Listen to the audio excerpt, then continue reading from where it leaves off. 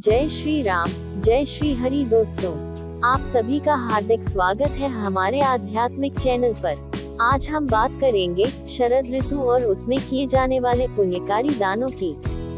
शरद मास यानी कि वर्ष की वह ऋतु जहां प्रकृति शांत होती है और आत्मा साधना के लिए तैयार। ये समय न केवल मौसम के बदलाव का है, बल्कि आध्यात्मिक रूप से जागने का भी है।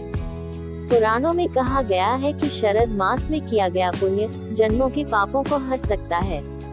तो आइए जानते हैं कौन कौन से दान इस मास में किए जाएं और उनका क्या महत्व है। शरद ऋतु मुख्यतः आश्विन और कार्तिक मास के बीच आती है। इस समय मौसम साफ, मन शांत और वातावरण सात्विक होता है।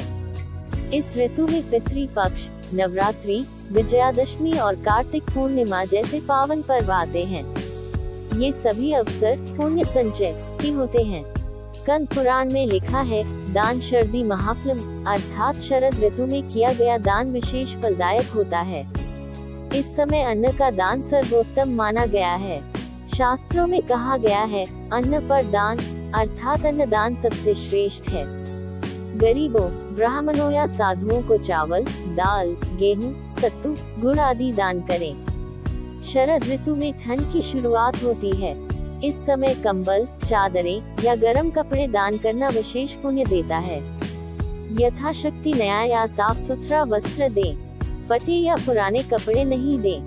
कार्तिक मास में हर दिन दीप जलाने का महत्व है। तुलसी के पास, मंदिर में, नदी किनारे और पीपल वृक्ष के नीचे दीपक जलाएं। सरसों का तेल, घी या दीपक दान करें।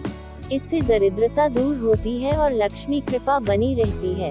पितृपक्ष श्राद्ध काल में तिल, जल, भोजन, वस्त्र और दक्षिणा का दान करने से पितृ तृप्त होते हैं और पितृदोष से मुक्ति मिलती है। गाय, कुत्ते, कौवे और ब्राह्मणों को भोजन कराना भी तर्पण का भाग माना जाता है।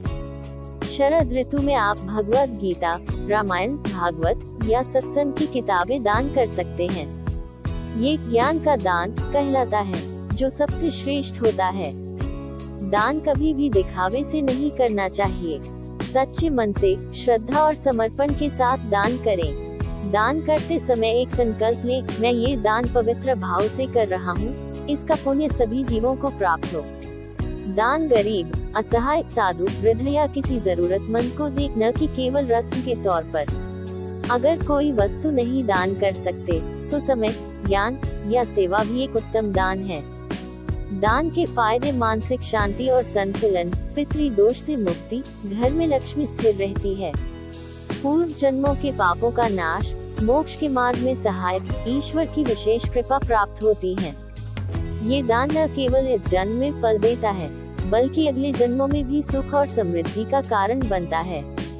दोस्तों, शरद ऋतु एक अवसर है आत्मा की शुद्धि का और दूसरों की सेवा का। आइए इस शरद मास में हम सभी कुछ न कुछ जरूर दान करें और पुण्य के भागी बने। अगर आपको यह वीडियो उपयोगी लगा हो तो लाइक करें, शेयर करें और चैनल को जरूर सब्सक्राइब करें, ताकि हम सनातन धर्म की और भी अमूल्य बातों को आप तक पहुंचा सकें। कमेंट में लिखिए आप इस शरद मास में कौन सा दान कर रहे हैं।